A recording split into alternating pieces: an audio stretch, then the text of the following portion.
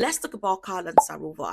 Guys, when I saw Carl and Sarova, I was so excited seeing how pretty Sarova is and Carl looking, the fashionista, looking at their love life, especially when she experienced Christmas on her first, marriage. Imagine how interesting and like, oh, finally my dream came true. I'm living the life I want to live, only for the best shock of your life to eat you 3 months after saying,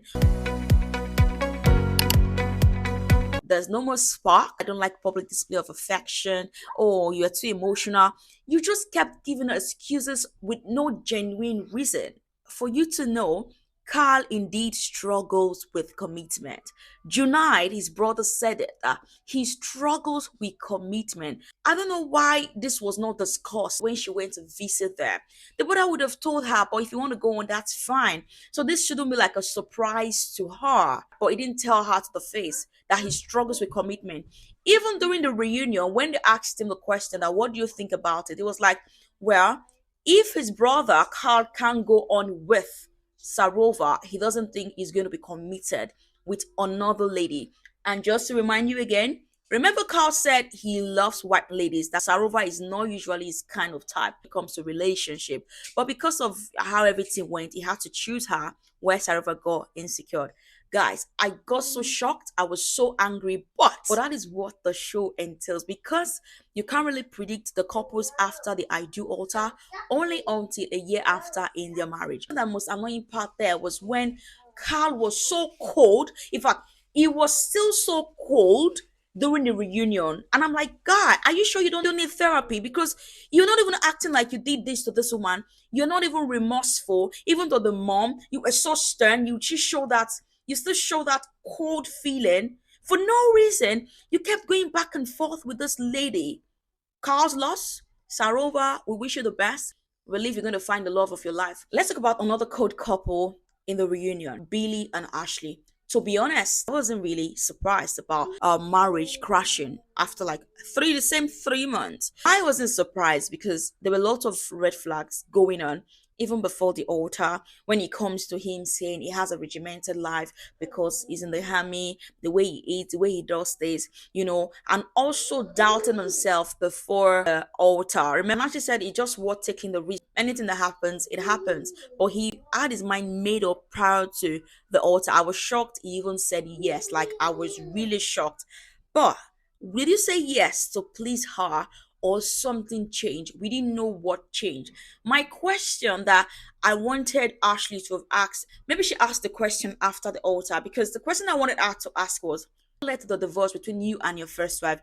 That was the question I was expecting Ashley to ask from day one, to know if she could have proceeded with it or not. But because she wanted to really experience love, and at some point she kind of missed that question. Possibly he told her, but that is it. Now let's talk about Billy. Another called Billy, also during Christmas, when they had to get together, the guest said he was looking icy. That sort of pulled back from the old relationship. Then it happened, and when he said he doesn't want to go on again, that now Ashley admitted Billy expressed his fears, expressed, his concerns and all that about it. In my opinion, Ashley felt things could change with Billy, especially when he expressed his fear and struggle. But because Ashley really loves him, she was willing to sacrifice her time in terms of balancing her work life with his work life as well. She was ready to make the marriage work. But I think Billy loves to control people. It looks like the controlling type. I might be wrong. I stand to be corrected. But possibly because if you know Ashley's character, she's a very strong woman. She's very vocal and all that. Maybe he felt she was a bit too much for him. He wasn't the type that he was going to control. And for Ashley, I really felt so bad for Ashley because Ashley really invested a lot. She was determined to make a marriage work. She was determined to go on with him. I remember when the father said, "Oh, I thought he said you were not going to marry a cabin crew. How come you're not proposing to someone who works in that same field? You say you don't want to get married to." Now you ended up getting married to this woman, thinking you're going to change things. To be honest, guys, like I keep saying, it is so unfair on the path of the one that loves the other party. And later on, you just realize, "Oh, I'm not in there." You still give that cold feeling as well. And the most painful part was when you made the same decision, when you had a meeting with Carl, you broke up the same time, you were saying the same script, saying the spark is no longer there on the emotional type, you're struggling. Guys, it is so pathetic to hear all this coming from those we expected. At least I expected it from Billy and Ashley. I'm sorry, that's your loss. If you want to go get married to Carl because it looks like both of you are so bonded for you to make the same decision, the same script. Anyways, guys, I'm just joking, but I'm not really happy about whatever decision or the choice they made. Let's talk about some juicy moments with one and only Megan and Kieran. When I first saw the highlight of Kieran and Megan, I was like, please don't tell me you guys are apart. That was my fear because you gave us the highlight of Carl and Karova, and we heard what married life, seeing them still together. You could see the love steaming. They were just acting like kids still in love. And I wish the best for Kieran and Megan. Like, there's a whole lot to talk about them. There was no bit of Ecop anywhere in the relationship. He always stood for Megan right from the onset. You can see how he's just glowing in the marriage. He's looking so excited. They're still acting like kids. They're still acting as if they're still dating.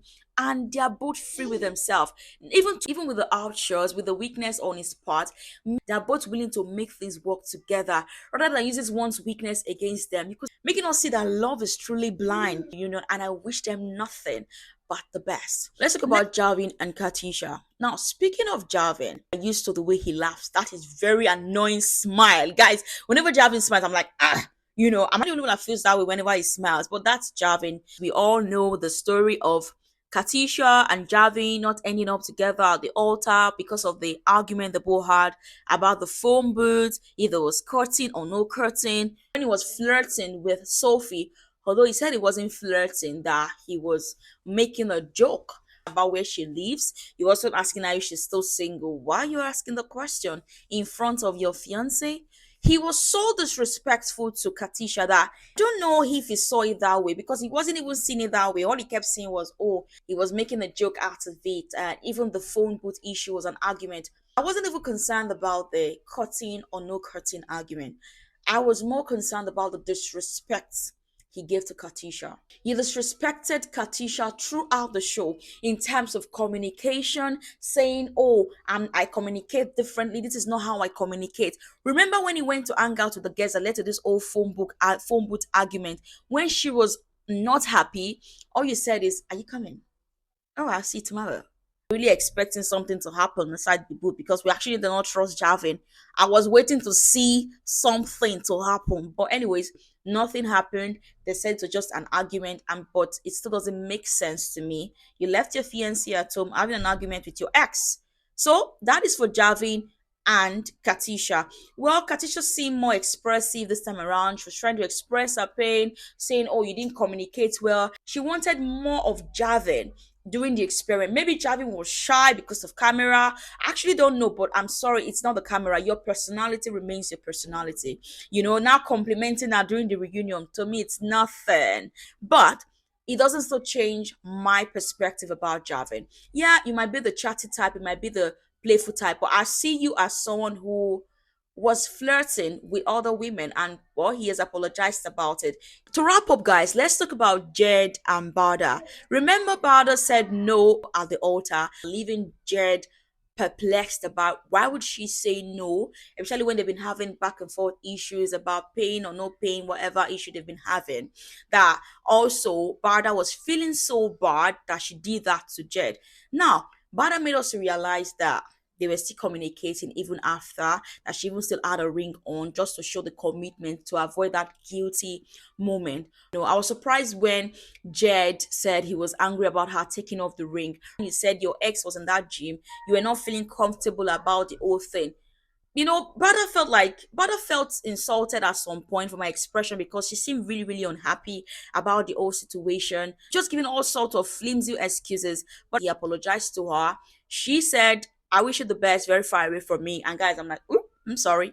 Anyways, that is for Jed and Bada. So, guys, what do you think about the old couple? Was it your expectation? And what are you expecting in season 3, guys? I can't wait to see the couples or the next experiment on different casts in season 3. Thank you so much for watching. If you haven't subscribed to my channel, please subscribe to my channel. I'm going to put a full stop to this right now. Please, I see you guys in my next video. Bye.